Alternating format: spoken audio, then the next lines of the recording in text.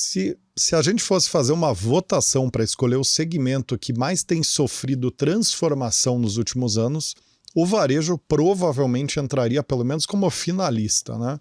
E no Raise the Bar dessa semana, nós vamos bater um papo sobre quais são as principais tendências e inovações que estão mudando e vão mudar o varejo. E o nosso convidado para isso é o Rubens Santana, professor, escritor especialista, né, no assunto e referência nacional em trade marketing e varejo.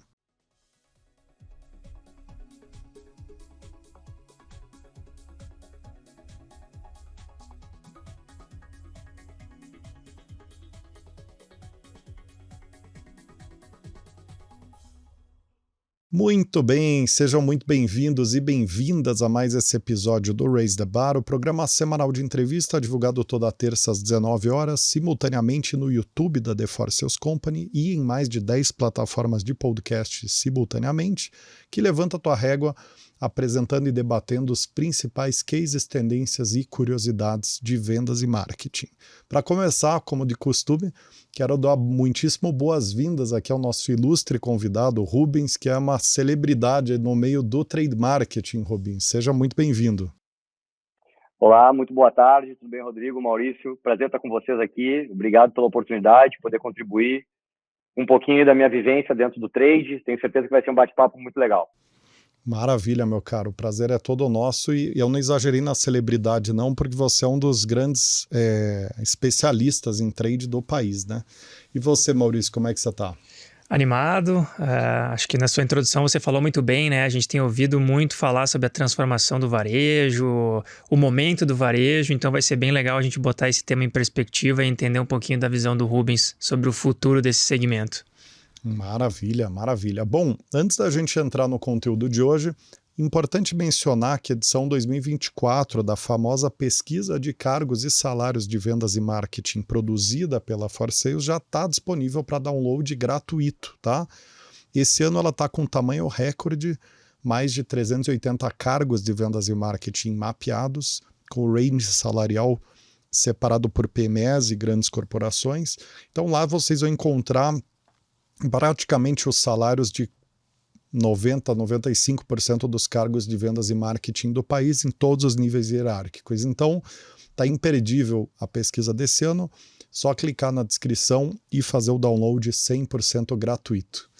Agora sim, Rubens, para começar, meu caro, conta um pouquinho sobre você e sobre tua atuação com varejo e trade marketing, para a gente ter um pano de fundo aqui. Perfeito. Bom, eu tenho 44 anos, sou pai de 3 crianças, Matheus, Laura e Pedro, tenho uma cachorrinha também, moro em Porto Alegre. Esse é o meu CPF, né? O meu CNPJ, a parte técnica é que eu estou dentro do mercado de trade desde 2001, quando eu comecei como estagiário numa agência de publicidade e propaganda. Na época eu era estudante de arquitetura, então tu imagina um estudante de arquitetura entrando no estágio numa agência de publicidade, né? Choque de mundos. E eu tive, não sei se foi questão de destino, eu fui parado dentro dessa agência numa unidade de desenvolvimento de materiais, de projetos para ponto de venda, displays. Não tinha nem ideia do que era isso, estava lá desenhando os expositores. Nem sabia que tinha gente que produzia e projetava o expositor, achava que era uma coisa que aparecia assim nas lojas. E ali eu comecei meu primeiro ponto de contato com o trade, que foi através do merchandising, né, que é onde praticamente todo mundo entra. Dentro dessa jornada de trade. E aí, muita coisa aconteceu desde então. Tive agência, fui para São Paulo, por muitos anos, né, tive filial do meu negócio em São Paulo, atendendo indústrias de bens de consumo. E lá, em 2007, que eu tive meu primeiro contato com a disciplina de trade marketing, indo na Johnson & Johnson, fazer uma prospecção, né, numa reunião, por acaso, apareceu lá um gerente de trade canal indireto. E aquele assunto me fascinou porque eu vi ali uma disciplina nova. Quando eu olhei o departamento de trade da Johnson, eu não acreditei no tamanho daquele negócio. Eu falei, cara, como é que pode um andar inteiro de pessoas dedicadas a uma atividade que eu nunca tinha ouvido falar? Para mim existia marketing e vendas dentro das empresas, era as áreas-chave. Quando eu vejo, tem um bicho chamado trade, e eu lá trabalhando com merchandising, estava dentro daquilo e não sabia o que era, né? E aquilo, cara, sabe quando tem aquele momento eureka na vida? Porra, esse negócio é onde eu quero estar. E aí eu comecei ali a estudar a disciplina em termos acadêmicos, comecei a ler a respeito. Em 2009, eu lancei no Rio Grande do Sul o primeiro curso de trade marketing da FPM. É um negócio que ninguém tinha feito ainda. lotou, foi um sucesso, e desde então, né, comecei a escrever livros e acabei fechando a minha agência e resolvi atuar na parte de prestação de serviço como consultor, professor e palestrante. E aí o resto da história é isso aí, é desenvolver o mercado de trade ao longo de quase 20 anos aí, fomentando dentro das empresas essa área. Muito legal, Rubens. Muito bem resumido e de uma forma bastante objetiva. Agora, já entrando no tema, né? Dá um resumo para a gente sobre o momento atual do varejo, qual o nível de transformação que ele está passando e ainda vai passar, na tua opinião. Faz esse pano de fundo para a gente sobre o momento atual do varejo e o que tu enxerga para o futuro no varejo. Perfeito. Eu gosto sempre de falar de varejo, a gente saindo um pouco do núcleo duro varejo, olhando para a cadeia, né? Então, essa cadeia ela é composta por 3 atores: consumidor, indústria e varejo. Né, esse trio, né, é o que forma a cadeia. O varejo, ele é a parte da cadeia mais difícil de mudar, né, porque ele já está instalado, ele tem uma questão logística, ele tem uma questão física, ele tem estruturas, ativos dele são imobilizados, ele tem uma cultura analógica, né? Eu estou falando de forma genérica, mas assim, se pegar as grandes redes nacionais, elas são empresas de quase 100 anos, entendeu? Então, assim, nós não estamos falando de startups ou empresas que têm capacidade de se mover rápido, né? E também não estamos falando de indústria, que hoje, com todas as transformações da cadeia de supply, pode nem ter fábrica e ter marca e ter produto, entendeu? Então, assim, a indústria é mais fácil para ela se mover. O varejo, meu amigo, se tu entrar numa loja, for para o interior de qualquer estado no Brasil, ou mesmo em capitais, tu vai ver que boa parte das lojas ainda é igual ao que era na década de 60, 70, 80, né? O varejo, ele não é um negócio que muda rápido, ele demora muito tempo para mudar, né? Então, digamos que a mudança do varejo, a evolução dele, desde quando surgiu o autosserviço, ela vem numa gradual lenta. Mas aí, todo mundo sabe, já é chovendo molhado falar que veio a pandemia. E com a pandemia, e juntando a ela todo o processo de transformação digital que a gente estava vendo nos negócios, isso aí foi uma panela de pressão para as empresas varejistas, principalmente para aquelas que tiveram que fechar as suas lojas físicas, que foram obrigadas. Não estou falando de farmácia, nem de supermercado, nem de pet shop, que foi considerado bens essenciais, né? Agora e os outros que tiveram que fechar a loja, né? Então, assim, ó, a pandemia, ela acelerou um processo de transformação do varejo e ela consolidou, ou melhor, iniciou um processo de consolidação de novos atores dentro da cadeia. Que atores são esses? São as empresas nativas digitais, né? Aí estamos falando de uma Amazon, de um Mercado Livre, e também daqueles conhecidos como Brick and Click, que são, o que é Brick? Brick é tijolo, Click é clique. São as empresas varejistas tradicionais que têm operações digitais muito fortes. Magazine Luiza, lojas americanas e assim por diante, empresas que já estavam num processo de transformação digital, né, e hoje se tornaram verdadeiros conglomerados, né, de outras empresas, empresas de tecnologia, de entretenimento. Para quê? Para trazer para dentro do seu ecossistema o consumidor. Então, eu enxergo assim, o varejo ele está num momento de transformação muito acelerada, tá? E as empresas antigas que não estão se adaptando a essa nova mudança, elas estão indo cada vez mais para uma guerra de preço.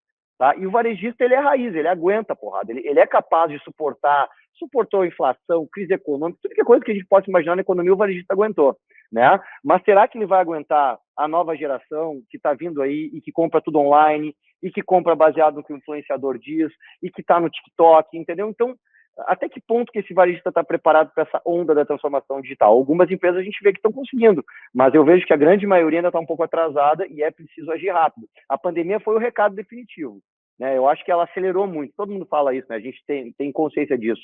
Mas e agora que acabou? Qual é que é o próximo capítulo? O que esse varejista vai fazer? Então acho que a gente está num momento de grande transformação, muito intenso. Interessantíssimo. E quais as principais tendências e inovações que estão afetando essa dinâmica setorial do varejo? Assim, quais que você elencaria para nós, para a gente ter um contorno dos pilares de transformação em curso? Então, falar em omnicanalidade é chovendo molhado, né? Para quem não conhece o conceito, mas assim, a omnicanalidade é a construção de um ecossistema de canais em torno do consumidor final, do shopper. Isso é uma tendência, né? Mas já está falado há bastante tempo. O que eu vejo hoje, cara, assim, para mim a coisa mais marcante é o papel das redes sociais, né? Dentro dessa jornada, tá? Então, eu tenho 3 filhos pequenos, então eu tenho um laboratório aqui em casa do futuro. E, meus filhos, velho, é TikTok, é YouTube, quem define o desejo de consumo deles é o blogger, é o YouTuber, é o TikToker.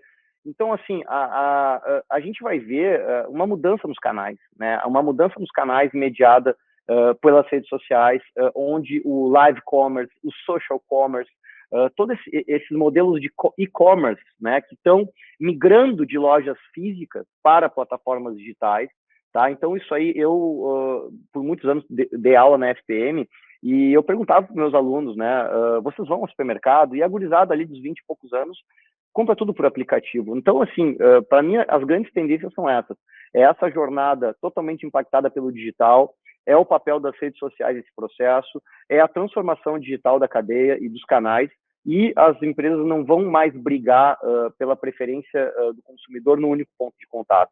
E sim, elas vão criar ecossistemas, né, onde dentro desses ecossistemas vai haver uma série de gatilhos, né, e de pontos de contato para estar presente no dia a dia desse consumidor, não necessariamente apenas na compra, mas na produção do conteúdo, no entretenimento, né, na pós-venda, na educação e tudo mais que puder envolver, né? Então eu vejo que por isso que vai ser uma briga de cachorro grande, né, cara? Cada vez mais consolidado esse varejo. O sistema, essas verticais, esses vetores aqui que o Rubens trouxe, Maurício, eles parecem de fato ser briga de cachorro grande, como ele falou, no sentido de que são temáticas que o pequeno varejista vai pedalar para correr atrás, né? Sem dúvida. É muito visível isso, né? A gente tem visto, por exemplo, nos movimentos, falando de shopping centers, né, Rubens, a gente vê que as lojas que permaneceram pós-pandemia e que vem passando esse processo de dificuldade de venda física, as que permaneceram são os cachorros grandes, né? Os cachorros pequenos acabaram evacuando, porque o aluguel é alto, o custo é altíssimo, né? Então a gente já está vendo esse cenário nas cidades grandes no Brasil, quando a gente entra num shopping que só sobraram as lojas grandes que às vezes estão operando de forma negativa ali, mas recuperando o prejuízo no online, né? Então, de fato, é um cenário que se mostra bastante difícil para aqueles players pequenos do varejo, né? Eu gostei do verbo evacuando, ele tem um duplo sentido aí. o Rubens, como é que essas tendências e inovações já estão mudando a estratégia de vendas e marketing dos varejos, assim? Como é que isso está aterrissando no dia a dia do chão da loja, assim?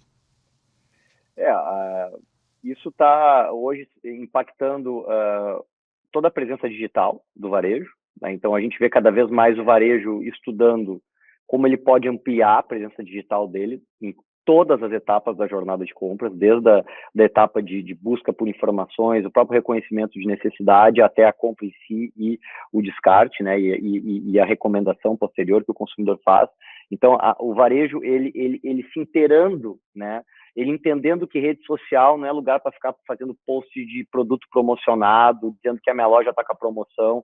Não, é construindo uma conversa com o consumidor, né? Esse varejista, ele sendo uma referência de ensino de conteúdo dentro da cadeia onde ele está inserido. Então, se eu sou uma pet shop, como é que eu posso usar a minha rede social para educar veterinários sobre uma nova tecnologia de tratamento para o pet? Como é que eu posso ter uma rede social onde eu tenho lá alguém que representa a minha loja e fala de uma maneira mais humanizada com o consumidor final? Então, é parar de olhar tudo como se fosse apenas propaganda, né? Propaganda de oferta, para trabalhar realmente uma construção de um posicionamento que reúne mais atributos, né? Além daqueles atributos tradicionais, porque o antigo varejista, para ele o que importava? Ponto e oferta, né? Se o cara tinha um bom ponto e tinha uma boa oferta, a coisa acontecia. Só que hoje, cara, tu vê varejista, quando o consumidor quer realmente alguma coisa, ele vai atrás. Eu me lembro um tempo atrás, a gente foi num restaurante no interior do Rio Grande do Sul, tinha que pegar 17 km de estrada de chão batido, porque aquele troço tinha muita experiência. Então, quando o consumidor quer uma coisa, ele vai. Então, aquela coisa... Quero o nome desse restaurante. Não, depois eu te dou o endereço. Então, assim, cara, isso prova que o shopping não resolve mais o problema. O cara tem a loja no lugar que tem mais fluxo de pessoas e pode ficar sem vender, entendeu? Enquanto, de repente, tem uma lojinha online que está vendendo pra caramba. que é onde a minha filha compra, por exemplo, como é que é a jornada de compra da Laurinha, minha filha? Ela entra no TikTok, né? A gente tenta fazer com que ela não vá, mas ela vai pelo YouTube, ela consegue, ela segue as influenciadoras mostram os produtos que estão em voga, ela vai com a minha esposa no Mercado Livre ou em outra plataforma, e ela compra e muitas vezes ela diz assim, mãe, eu quero na loja aqui perto esse produto. Tá boa, mas tudo é digital, cara. Não tem nada acontecendo mais no físico 100%, entendeu? Então, o que eu vou te dizer? Esse é o novo varejo. Rubens, eu acho que só conectando a sua resposta com a minha resposta à pergunta do Rodrigo antes, eu acho que o que eu percebo, e aí, por favor, me corrija, você que é expert aí no assunto, os varejos que não são grandes marcas, que ainda estão de pé e que ainda conseguem ter uma clientela física com recorrência, são aqueles que entregam algo a mais, né? Porque antigamente, até numa cidade menor, né, numa cidade mediana, tu não tinha a loja específica da marca A, a loja específica da marca B, aí tu tinha lá um varejo multimarcas de moda, por exemplo, tu tinha um diferencial que era ter os produtos daquela marca A. Hoje em dia tu não tem mais esse diferencial, porque a marca A está lá no shopping. Então os varejos pequenos que sobrevivem são aqueles que oferecem uma experiência muito boa para a clientela deles, seja de loja, de atendimento, de conhecer o nome, de conhecer a família, seja esse relacionamento ou seja a experiência de compra, né? Então, chega um produto já personalizado para... Cara, esse é o produto que tu queria, é especial para ti, eu vou mandar a sacola na tua casa, tu prova. Então, o cara que consegue oferecer essa diferença, ele sobrevive. O que não oferece isso... morre, né? Mas eu não sei até quando isso vai durar também, né? E somando a isso, eu colocaria também a questão da conveniência, né? O varejista que está ali no entorno do dia a dia do shopper, por exemplo, entra crise, sai crise, entrou pandemia, saiu pandemia, o mercadinho lá que tem uma quadra na frente da minha casa continua igual. O cara até reformou a fachada. Então ele deve ter ganhado dinheiro na pandemia se ele reformou a fachada, botou tudo de madeira. Mas por que ele está ali? Né? A manteiga que ele vende é 30% mais caro do que no supermercado. O quilo da laranja é 20%.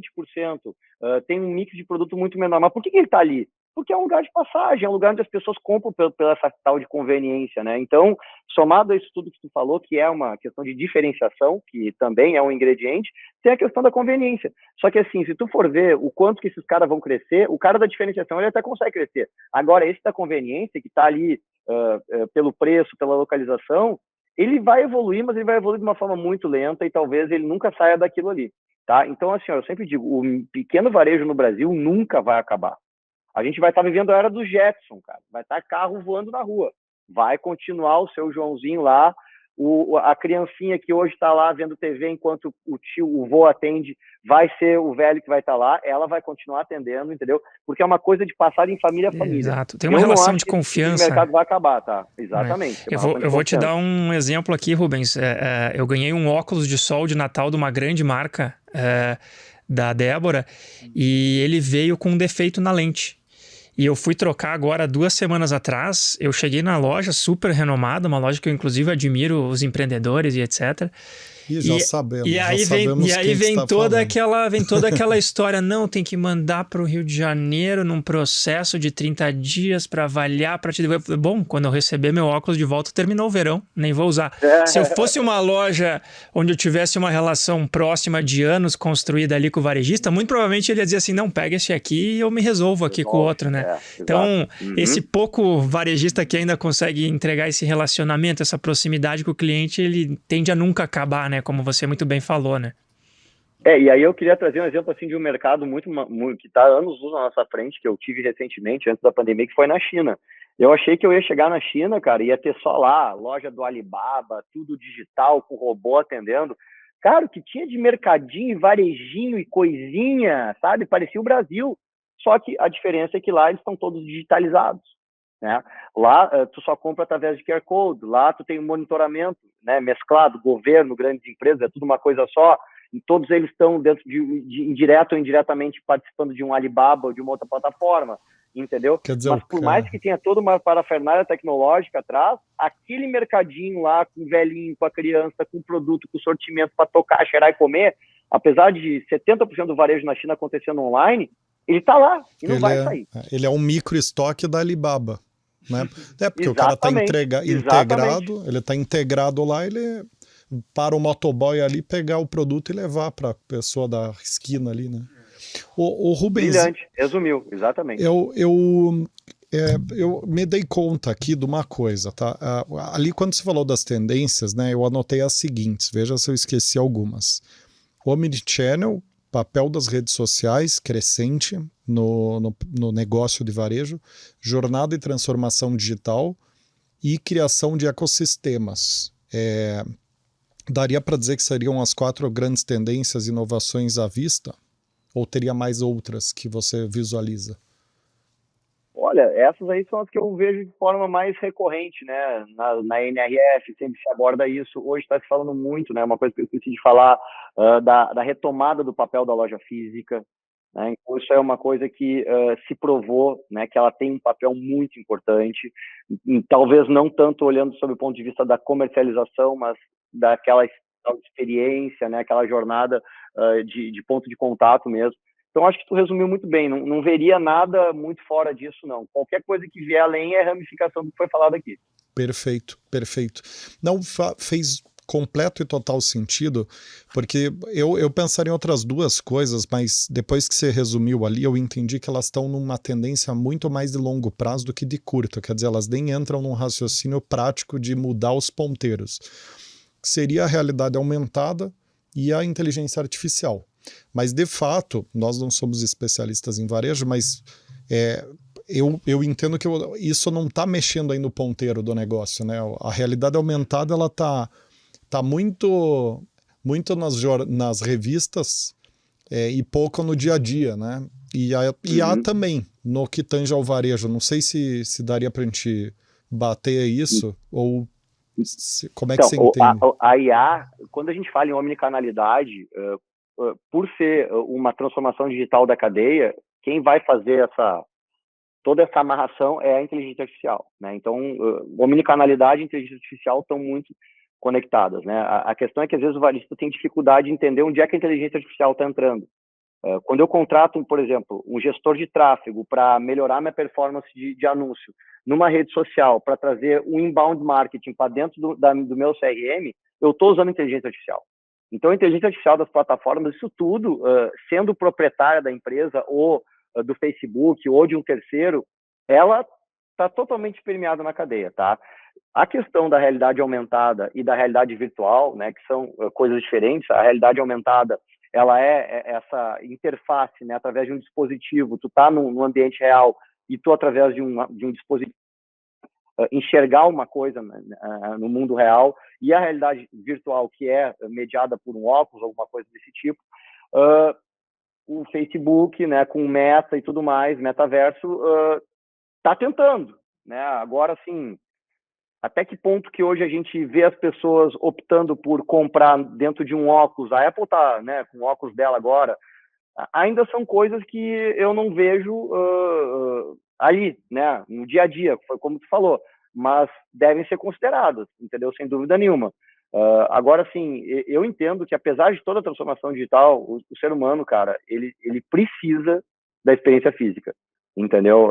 Mesmo as novas gerações, né? E se não tiverem isso, todas vão ser deprimidas e vai vender muito antidepressivo aí para tratar essa galera toda, vão ter que consumir muita droga. Porque tu tira o ser humano do mundo real e tu coloca ele totalmente no mundo virtual, tu estraga a cabeça da pessoa, entendeu? Então, assim, por isso que eu acho que essas tecnologias, elas não conseguem substituir uma interação real dentro de uma loja. Agora, elas são um apoio, elas ajudam. Por exemplo, eu tenho um cliente meu que desenvolve aplicativos onde, por exemplo, eu estou testando uma torneira. Eu gostei de uma torneira no mostruário de uma loja. Eu vou pegar meu celular, vou levar no meu banheiro, vou filmar a minha pia e vou inserir, através de uma realidade aumentada, aquela torneira ali. Pô, uma baita aplicação, legal, realidade aumentada. Mas eu ainda vou para a loja, eu ainda quero tocar, eu quero sentir, entendeu? Então, acho que são coisas que ajudam na jornada, mas não substituem ainda. Legal. Na indústria da moda, que a gente falou aqui anteriormente também, né? Principalmente na compra online, eles usam muito a realidade aumentada para tu experimentar roupas virtualmente, né? Experimentar o óculos, experimentar a roupa, enfim. Já é uma aplicação. Exato. Você falou de Omnichannel, Rubens, e aí acho que é um tema bastante interessante. A gente escuta falar muito, né, Rubens? Mas na prática a gente vê pouco, assim, sabe? Volto de novo... Pouca gente atuando bem no Omnichannel. Atuando bem, né? Volto ao meu exemplo do óculos. óculos, né? Poxa, o que eu como consumidor quero saber se vai voltar para a indústria no Rio de Janeiro para fazer uma análise, para não sei o que, para me mandar um voucher, sabe? Então, eu vejo poucas empresas atuando bem. E eu queria ter a tua visão sobre o assunto, né? Tu enxerga que já tem alguém usando, de fato, a omnicanalidade da forma correta, já tem boas práticas sendo aplicadas? Como é que você vê isso? Assim, eu vejo muito o discurso e a prática talvez um pouquinho distante. Concordo contigo. Acho que é importante a gente fazer assim um overview, né? Tudo começa com um single channel, que é o consumidor e a loja, né? Loja física consumidor, o nome disso é single channel. Aí surge o multi-channel. É quando, além da loja física, agora tu tem vendas online no aplicativo e tu tem no desktop. Isso é o multi-channel. Aí surge o cross-channel. O cross-channel é quando a gente percebe que abrir muitos canais, muitas vezes, em vez de ajudar, atrapalha, porque gera fricção. Os canais não conversam, tu tem uma oferta num que não conversa com o outro, tem uma gestão da loja física, uma gestão da loja online e outro cara que cuida do aplicativo. Então, o cross é quando se cria uma diretoria de canais dentro de uma organização varejista e tudo que acontece em termos de oferta, mix, sortimento, campanha, promoção, passa por um cérebro único ali que vai. Esse é o cross. E o Omni? O Omni está lá na frente. É quando o consumidor, em vez dele estar aqui em cima e tudo está embaixo, ele vem para o meio e se faz uma ciranda em volta dele, né? Então, o Omnichannel, qual a empresa que entrega? Pouquíssimas, né? A gente pode falar de uma Magazine Luiza, no Magalu, que é muito mais hoje uma empresa de tecnologia do que de varejo, né? Onde a loja física ela é parte de um ecossistema. A Amazon, nos Estados Unidos, ela só não falta vender água, eu acho que até água eles devem vender, eles têm de tudo, entendeu? Então, assim, realmente, ainda a entrega da experiência Omnichannel, ela é uma realidade de pouquíssimas empresas, e somente empresas com um DNA de tecnologia, ou por ter desenvolvido esse DNA, de fazer parte da sua natureza, ou por adquirirem, né, conseguem entregar, tá? Porque ele exige uma série de mudanças na cadeia de supply, na infraestrutura tecnológica, na cultura da empresa. Então, ainda é exceção, certo? E talvez nunca se torne algo presente em tudo. Talvez muita empresa e nem precise disso. Talvez o meu negócio não precise de uma omnicanalidade, porque eu preciso ter uma rede social ativa, é uma loja que está conectada com o estoque virtual, online, eu ter, né, um e-commerce, eu estar dentro de um marketplace. Eu tenho um negocinho ali não muito grande, mas que eu entreguei uma boa experiência em cada ponto de contato, e eu não vou ficar dizendo que eu sou omnichannel, eu sou cross-channel, eu tenho vários canais que estão interligados, mas assim, eu não tenho uma parafernália tecnológica, eu não vou competir em nível tecnológico com a Amazon da vida, eu sei meu lugar, entendeu? Então, talvez a omnicanalidade, nesse modelo acadêmico ideal que a gente veja, vai ser coisa para Alibaba, para Magazine Luiza, para players muito grandes que conseguem comprar muitas empresas, né? E conseguem, então, de fato, ter um ecossistema. Porque manter esse ecossistema é muito oneroso, tu precisa ter uma cadeia muito grande de negócio, né? E nem toda empresa está preparada para isso. Cara, interessantíssimo o teu ponto, né? Eu não tinha pensado nisso, né? Porque, como não sou do varejo, quando eu pensava em omnichannel, eu sempre imaginava que todos os varejos deveriam ir para esse caminho, mas agora que você falou, realmente é quase você virar um super app, né? É um negócio que, né, vai ser 0,05% das empresas são super apps, né? E aí embaixo tem um guarda-chuva de gente plugada ali, né? Se eu pudesse... Às vezes é mais fácil, só para concluir... Não, por favor, às vezes é mais fácil para uma empresa ela adentrar dentro de um sistema de omnicanalidade, né? Por exemplo, eu sou uma loja e eu quero ter presença digital, eu não tenho como construir uma infraestrutura, eu não tenho competitividade no e-commerce, melhor eu hospedar dentro de um marketplace uma loja minha, gastar dinheiro em tráfego, mandar o consumidor lá para dentro, entender como é que esse ecossistema do marketplace pode me ajudar, ter ali mais um ponto de contato da minha marca, trazer uma oferta diferenciada para a minha loja física para o cliente querer estar lá dentro em vez de comprar no marketplace, que normalmente é uma compra de conveniência e de preço. Então, assim, saber usar os ativos que existem hoje, sem necessariamente eu ter que fazer essa imobilização para o meu negócio, que muitas vezes não tem tempo e recurso para fazer. Desculpa. Não, ia só complementar. É o tiozinho lá da quitanda da China, né? Que você falou no começo, né? Isso. Ele é um pedacinho minúsculo do ecossistema omnichannel do Alibaba, né? Tô dando... Eu ia dizer que não quero fazer uma propaganda positiva aqui, mas dentro do que a gente estava falando, pelo menos na minha percepção, uma empresa que vem fazendo um trabalho bom nesse sentido é a Pets, e ela tá muito na direção do que você falou, Rubens. Ela é uma empresa que nasceu digital, né? Nasceu como um e-commerce e depois foi para o meio físico, e ela é um super app, né? Você pode comprar no aplicativo e retirar na loja, tá lá num armário selecionado para ti, tu só pega, tu pode ir na loja comprar com o vendedor, tu pode comprar no site. Então, assim, ela já faz um trabalho bastante interessante nesse sentido, né? Agora que vocês falaram, eu acabei me lembrando aqui durante a conversa. Muito bom exemplo. Você sabe que o Rubens falou da Magazine Luiza ali, eu lembrei que uns 2, 3 anos atrás, eu li uma reportagem de algum veículo dos Estados Unidos apontando os 5 varejos mais tecnológicos do mundo. E a Magazine Luiza saiu nesse ranking, cara. Olha aí. Eu cheguei até a falar desse ranking num episódio do Raise the Bar de 1 ano e meio atrás. Agora eu não vou lembrar qual. Mas eu até mencionei a fonte do conteúdo, do material específico, porque me chamou muita atenção, né? Que a gente, como brasileiro, às vezes a gente tem a síndrome de vira-lata, né? A gente acha que tudo que é inovador tá fora do país, né? Enfim. E o Rubens, agora eu vou fazer uma pergunta que talvez você vai me odiar depois de eu fazer ela, porque eu sou um futurologista. Uns anos atrás eu descobri que existe isso, tá? Que é quem gosta de estudar sobre o futuro, né?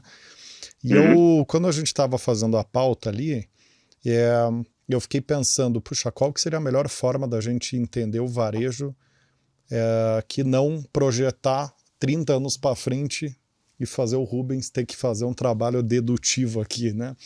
Jetsons, né? Você já falou dos Jetsons, então não vou estar fugindo um pouco do que você já provocou de reflexão. Então conta para nós, na tua opinião, como que você imagina que o varejo vai funcionar em 2050, assim, 30 anos para frente, como é que vai ser? Só para a gente ter uma dimensão do que dá para a gente esperar, né?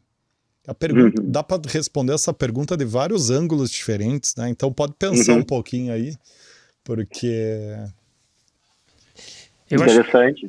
Eu acho que o Rubens trouxe um ponto para te ajudar aí, Rubens, te dar um tempo para pensar na resposta. Vamos enrolando aqui até ler. Existe uma metodologia de tendência que ela fala que tudo no mundo é um pêndulo, né? O mundo ele vai para um lado até que ele esgota e depois ele volta, né? E a gente enxerga muito esses movimentos, por exemplo, quando a gente olha para o varejo, barbearias, né? É um mercado que foi até acabar. Quando acabou, o pessoal começou a sentir falta. Aí começou a voltar.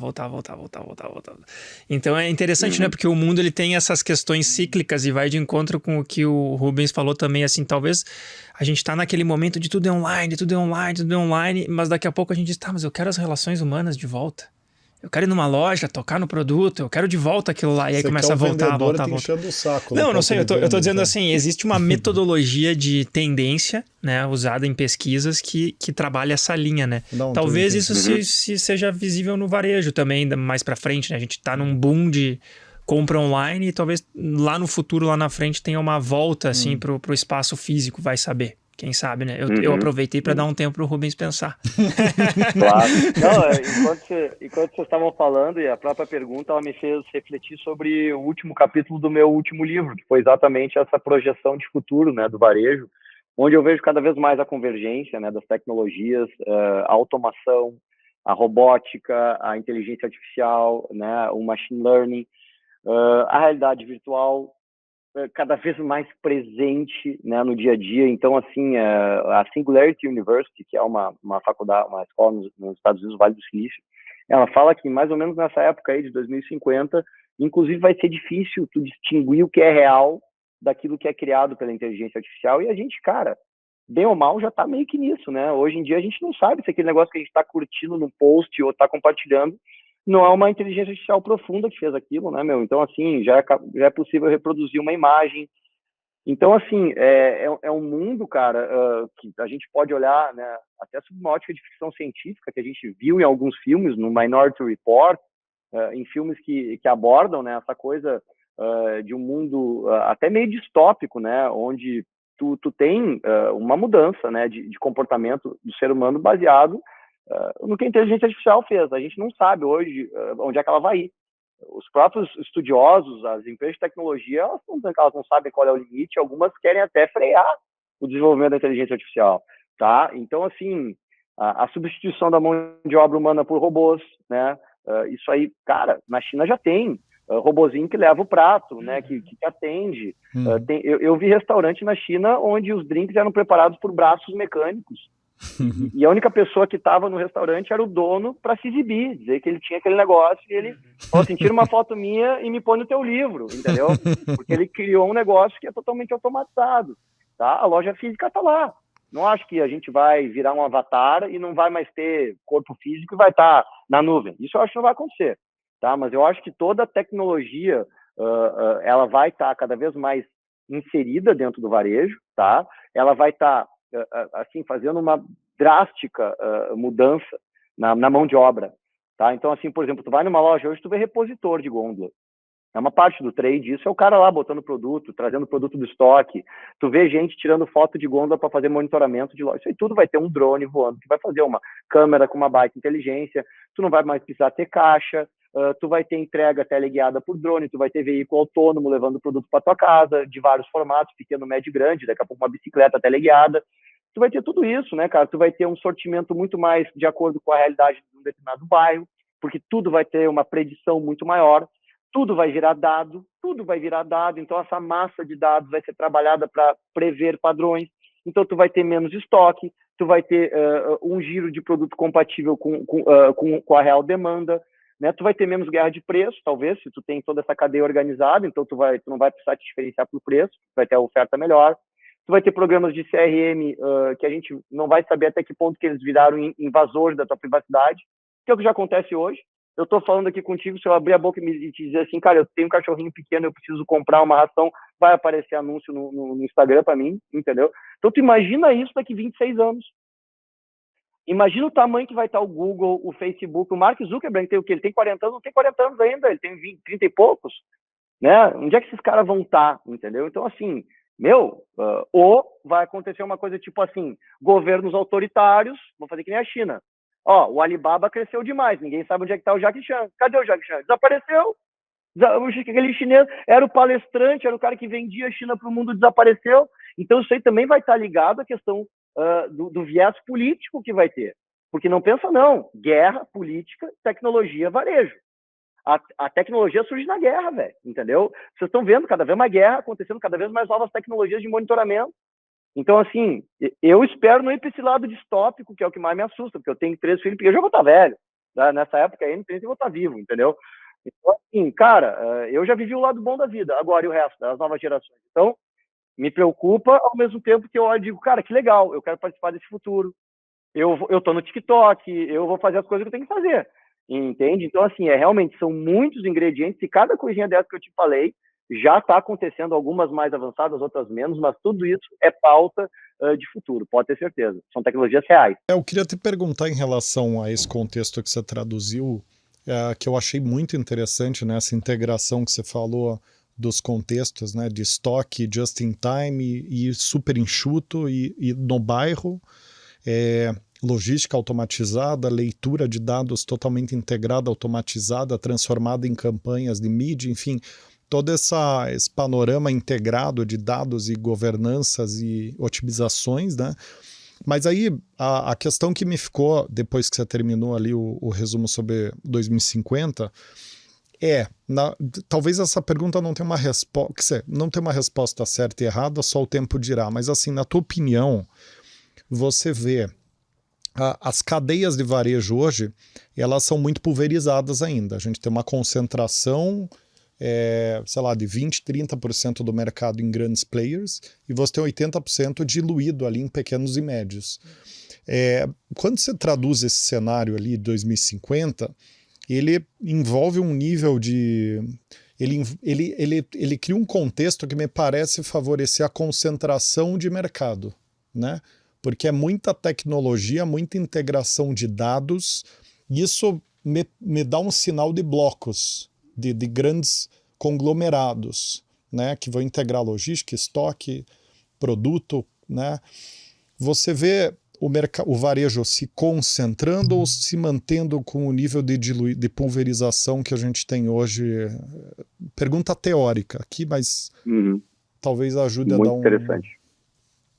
Não, é uma pergunta fantástica. Assim, como eu te falei, essas empresas que hoje, né, fornecem a prestação de serviço para as empresas varejistas, né, como a Amazon, o Facebook daqui a pouco vai entrar nisso, a Alibaba, esses grandes conglomerados tecnológicos, né, Google, etc., né, na China tem lá eles chamam, como é que é o nome, Baidu, não, o Baidu, eles têm um nome para esse conglomerado, quando juntam as duas empresas, é o BET, né, Baidu, Alibaba e Tencent, né, então é o BET, morcego, tá, e nos Estados Unidos também tem as 5 grandes, né, então, a não ser que os governos façam alguma coisa para regular esse negócio, o crescimento dessas companhias ele é desenfreado e irregulatório, né? Então, assim, ou vai haver um movimento né? Quer dizer, o governo não perdeu o controle, e aí realmente, né, cara, vai haver uma concentração e uma dependência dessas plataformas para tudo, para logística, para obtenção da informação, para o servidor.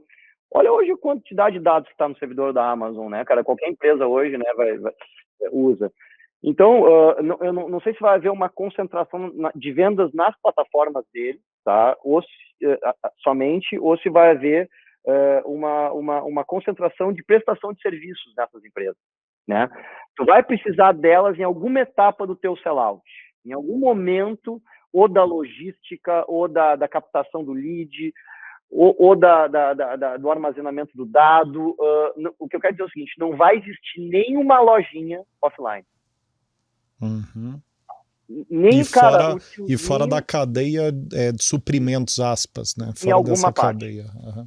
Em alguma parte. Agora, sim, aquele cara que tem uma lojinha lá no interior do norte, lá, cara, aquele cara, tudo bem, ele vai ter o servidor da Amazon, ele vai ter a internet global do Zuckerberg, ele vai ter lá o não sei o que do Tesla, tá? Do coisa. Mas ele vai ter a loja dele ali com o estoque dele, vai vender direto para aquele cara. Mas, assim, não vai ter alguém offline. Isso é uma coisa perturbadora. Quando eu fui para o Vale do Silício, cara, eu assisti uma palestra de um desses gurus de tecnologia, um cara que ficou milionário investindo em startup, né, meu? E o cara falou assim, que ele não tem perfil de rede social, ele usa um celular que é o Motorola antigo, ele não quer, né, ter uma identidade digital. Tá? Os filhos deles não usam tecnologia. Então, assim, isso foi uma coisa que foi falada aqui sobre o pêndulo, né, que você comentou, a questão do pêndulo que o Maurício comentou, cara, eu acho que um pouco da sociedade vai querer ficar offline. E eu não sei se a gente vai conseguir. Eu tenho um refúgio lá em São Francisco, no interior do Rio Grande do Sul, que eu tenho uma casa de campo que eu fiz lá, que é na beira de uma barragem, que era o meu sonho de fazer isso, eu consegui, graças a Deus. E a coisa que eu mais gosto de lá é que não pega internet. Mas os meus filhos descobriram uma pedra onde pegam 4G. Então, eu acho que a pedra ela tem uma radiação ali, velho. E naquela porra daquela pedra ali, a gente chama de web café. E aí, semana passada, eu tava lá com a minha família, meu amigo, e tava um pessoal pendurado num poste, botando internet de fibra ótica. Eu falei, acabou minha paz aqui. Então, a gente não vai ter pra onde fugir, cara. Entendeu? O próprio segmento de telecom está em vias de disrupção agora com a Starlink, né? Porque esse cabeamento vai desaparecer a necessidade de cabeamento, né?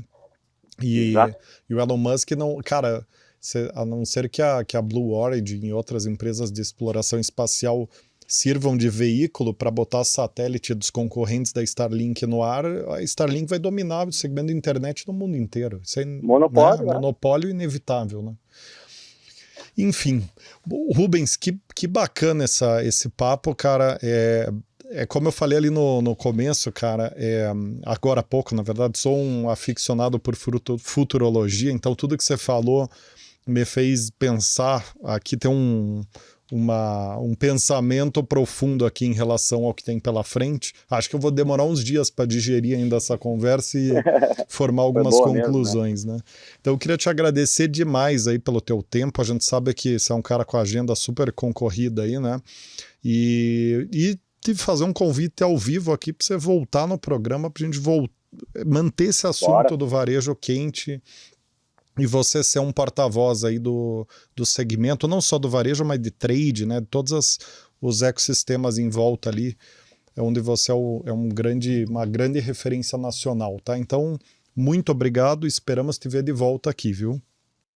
Olha, eu que agradeço, Rodrigo e Maurício, pela oportunidade de estar com vocês. Foi um papo de altíssimo nível, né? Acho que a gente foi até além do que eu imaginava. Realmente me exigiram muito nessa conversa, mas assim, a troca foi muito boa, porque vocês sabem pra caramba também. Então, assim, me considero um privilegiado de ter estado com vocês aqui.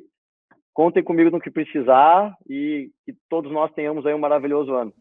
Com certeza, meu caro, para você e toda a tua família também, para nossa audiência, e esperamos te ver de volta aqui em breve, viu? Tô ansioso por conversar de novo com você aqui, Rubens. Um abração e também obrigado a todos e todas que estão acompanhando até aqui. Não deixem de conferir a playlist do Raise the Bar.